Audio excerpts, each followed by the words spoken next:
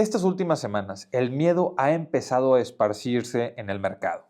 Una pequeña corrección ha comenzado en el Nasdaq y se empiezan a ver fracturas en ciertas empresas. Hemos también visto que han bajado las expectativas para la economía de los Estados Unidos con esta guerra arancelaria que se está presentando, que Donald Trump está presionando muchísimo a los países o al mercado internacional. Y sí, esto ha empezado a aumentar la incertidumbre.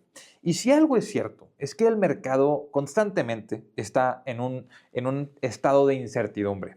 El problema es cuando llegan esas nuevas cuestiones, cuando llegan esos nuevos temas que empiezan a afectar la bolsa de valores, que empiezan a amenazar a la economía.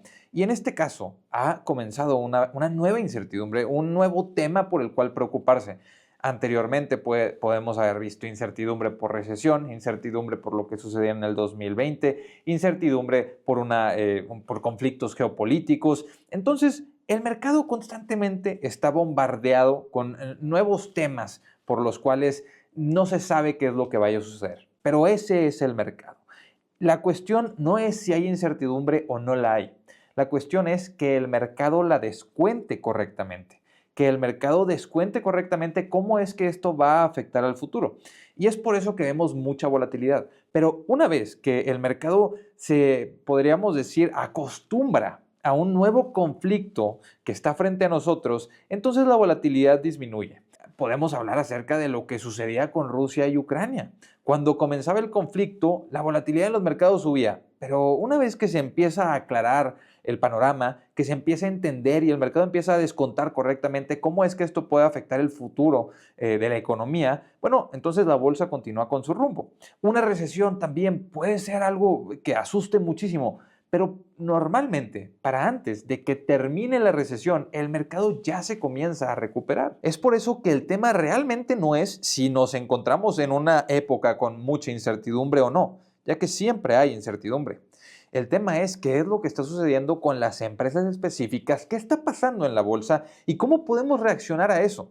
Ahora, quiero también recordarles que todo esto es mi opinión. Estoy aquí para compartirles qué es lo que yo estoy haciendo y analizando, pero es tarea de cada uno de ustedes realizar su propio análisis y tomar sus propias decisiones. Ahora, el Nasdaq ya ha entrado a una corrección. Eso hay que aclararlo. El Nasdaq ya ha caído más de un 10%. El viernes que cerramos la bolsa de valores esta semana pasada, el Nasdaq ya estaba en un momento en el que entraba a una corrección de mercado, que es una caída de al menos un 10%. Pero el S&P 500 no está ahí aún. El S&P 500 ha caído un 6%, un poco más de un 6%. Y con esto se empieza a hablar y se empieza a escuchar y empieza a esparcirse muchísimo el miedo. Empieza a hablarse de que estamos tarde para lo que sería un colapso en el mercado, de que lo que necesita el mercado es un fuerte colapso. Y eso lo he escuchado una y otra vez. Y en muchas ocasiones el mercado no solamente no colapsa, sino que llega a nuevos máximos históricos. En otras ocasiones sí, alguien tiene razón. Entonces, si algo es cierto en cada colapso del mercado, es que alguien va a salir y te va a decir, te lo advertí. Yo sabía que iba a haber un colapso y yo lo advertí.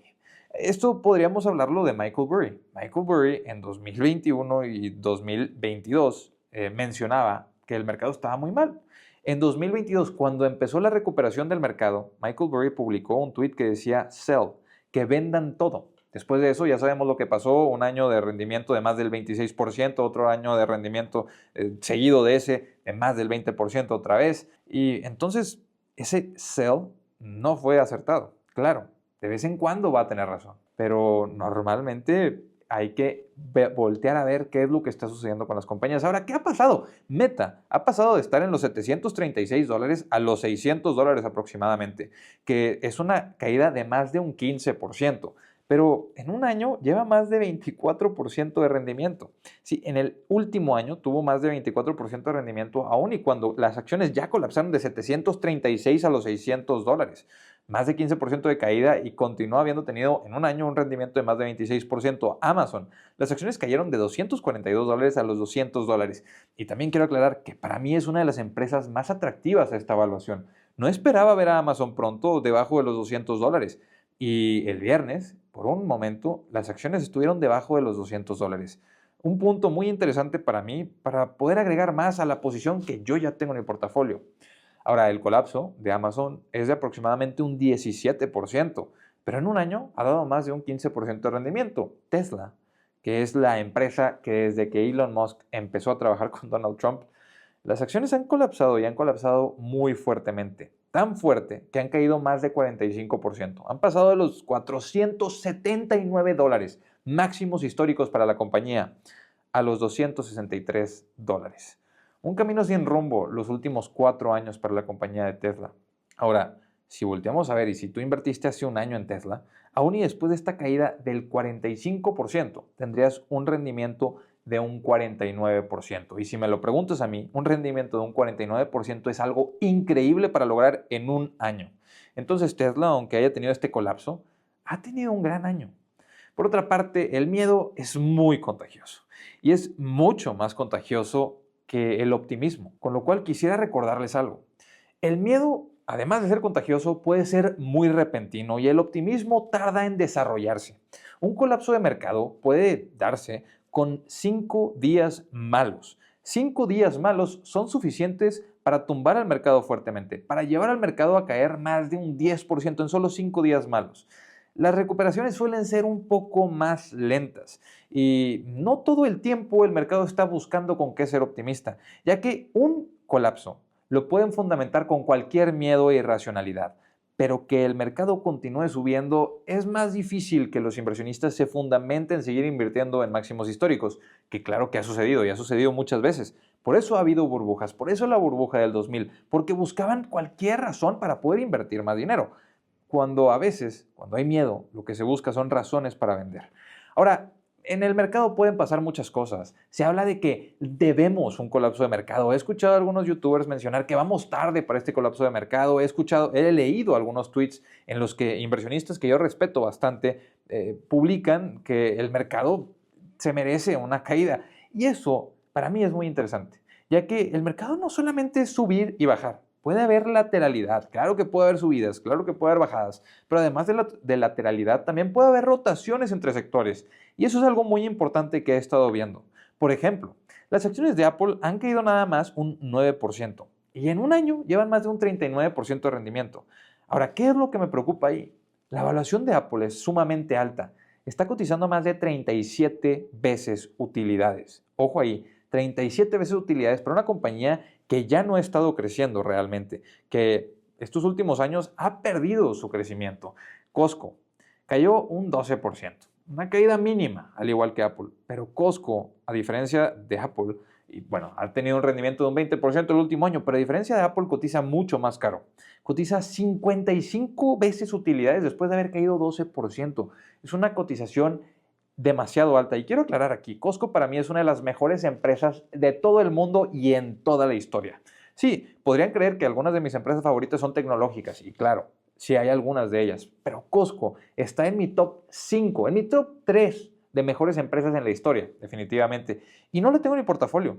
Y no la podría agregar en mi portafolio a no ser que caiga al menos un 40%, por la evaluación que tiene y el bajo crecimiento que tiene. Es una compañía excelente, pero no voy a pagar lo que sea por esta compañía. Y es que Costco a 55 veces utilidades para mí es simplemente algo que no puedo entender.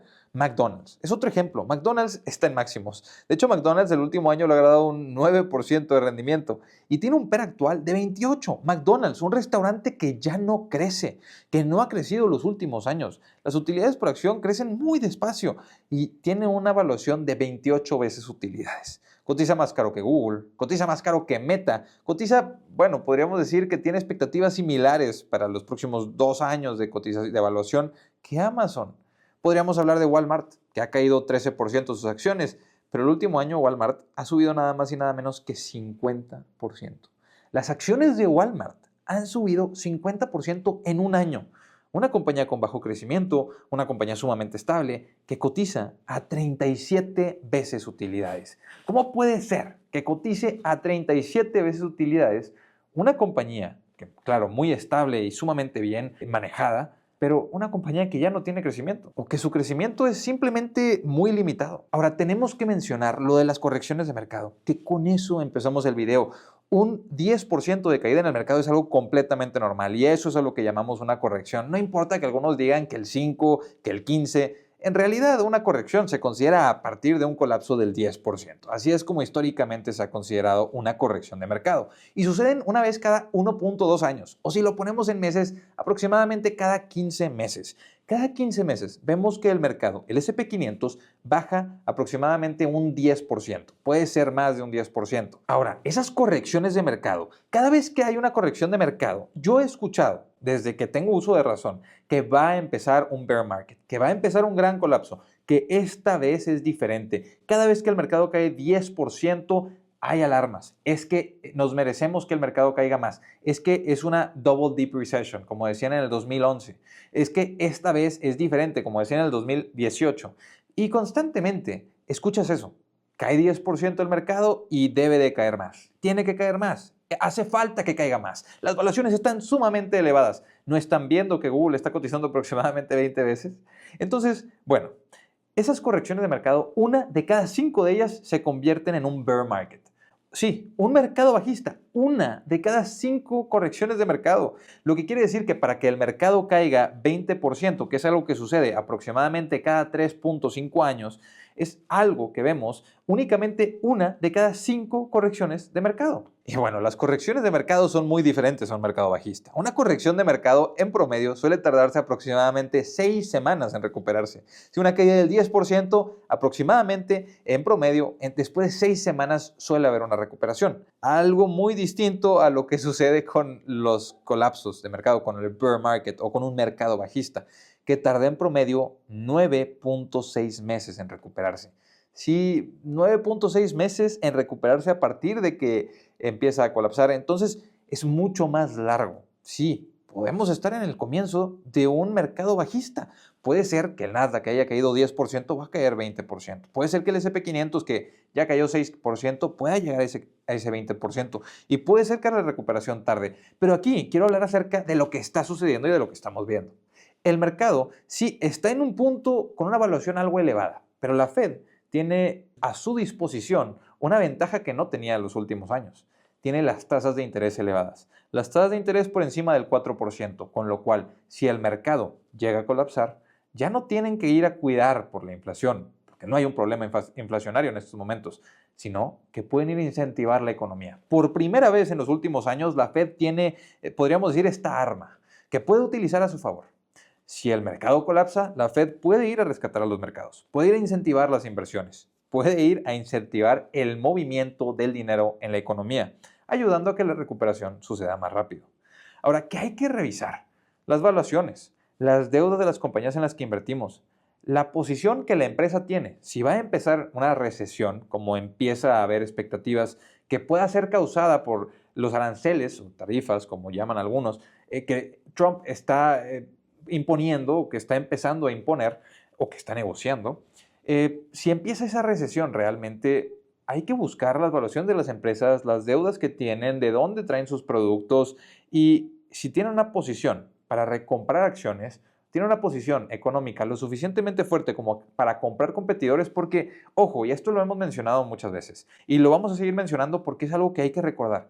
Cuando sucede una recesión, muchas empresas quiebran, pero hay otras tantas que aunque empiezan a ganar un poco menos de dinero en esa recesión, también tienen suficiente dinero para ir a comprar competidores, para aumentar su cuota de mercado. Entonces, cuando la economía se recupera, estas empresas crecen mucho más.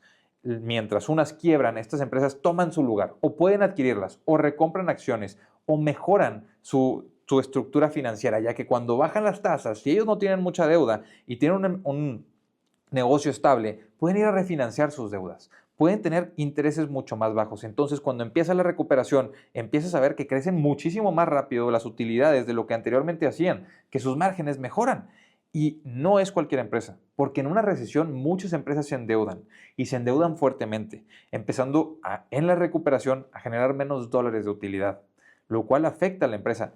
Y muchas personas se preguntan, ¿por qué es que esta compañía no se recuperó? Era una burbuja. Y no es que fuera una burbuja, sino que en la recesión empeoró el negocio, empeoró sus márgenes, emitió más deuda, no pudo recomprar acciones, los competidores ganaron cuota de mercado y ahí hay que estar pensando desde antes de la recesión Por eso es que yo tengo la frase que he compartido en muchas veces, que en los malos momentos se construye un portafolio. En el desarrollo del mercado se disfruta de un portafolio, pero es en los buenos momentos en los que un portafolio se fortalece, porque es cuando estás viendo que las cosas están bien, que ya escogiste en los malos momentos muy buenos negocios, pero ahora también tienes un panorama en el que puedes revisar qué es lo que tienes en el portafolio en cuestión a lo que pueda suceder. En cuestión a que si el mercado colapsa, tengo lo mejor en el portafolio porque en el colapso del mercado tú ya te puedes dar cuenta qué es lo que está ganando tracción, cuáles son los equipos directivos que están recomprando acciones, cuáles son los equipos directivos que están comprando otros negocios. Pero cuando todo va bien es un poco más difícil, porque cuando todo va bien tienes que suponer, si cae el mercado, ¿qué le va a pasar a esta empresa? No lo vas a ver de primera mano, porque no está sucediendo en este momento, pero sí puedes empezar a planear, si cae el mercado, cuáles son las empresas que se van a beneficiar. ¿Cuáles son las empresas que quiero tener en el portafolio? Con lo cual, inversionistas, para mí es muy claro. Yo no estoy entrando en una rotación. No voy a cometer ese error que yo considero un error, y recuerden, es solamente mi opinión y puedo estar completamente equivocado, pero he estado escuchando a muchos youtubers, a muchos inversionistas, he estado leyendo a muchos analistas decir que es momento de la rotación, de entrar en empresas de consumo estable, de entrar en empresas que no se afectan en las correcciones de mercado o en los colapsos de mercado o en las recesiones, de tener empresas como los restaurantes, como McDonald's, de tener empresas como Walmart. Y para mí ese es el error. Para mí el error es salir de una empresa que está, por decir, en mi opinión, Google, que está a una evaluación de 20 veces, que está a una evaluación de 21 veces utilidades, para irme a una empresa, como lo podría ser Walmart, a una evaluación de 37 veces utilidades, que Google crece más rápido, Walmart crece más lento. Google va a salir fortalecida en el caso de que haya una recesión y Walmart, aunque también lo podría hacer, yo prefiero estar en una empresa con más crecimiento, una evaluación más baja, que sé que en una recesión tiene muy poco riesgo, a cambiarme a una empresa que cotiza muy caro solo porque sé que van a seguir comprando sus productos.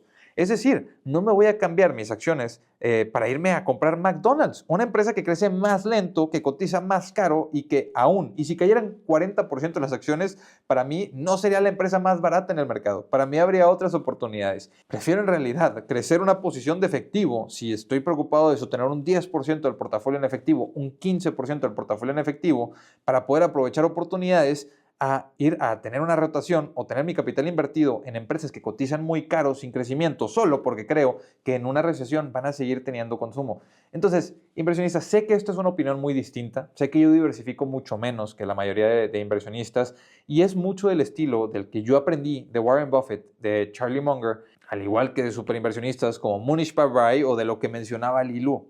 Entonces, no voy por esas rotaciones, no hago esos trades, no me hacen sentido y mucho menos cuando las empresas que tengo en mi portafolio cotizan a una evaluación mucho más atractiva de lo que esas otras empresas que otras personas mencionan pueden proteger tu portafolio. Como decía Warren Buffett, la diversificación es la protección contra la ignorancia y no es que este sea el caso, pero una rotación para protegerte de una recesión quiere decir que no estabas invertido en las cosas correctas. Las empresas que tengo en mi portafolio deben de estar preparadas para cualquier recesión y eso lo he aprendido a la mala en algunos casos y también lo he visto de buena manera y lo he aprovechado de buena manera en otros casos. Entonces, inversionistas, ahora sí, hasta aquí les dejo este video. Nos vemos a la próxima. Hasta luego.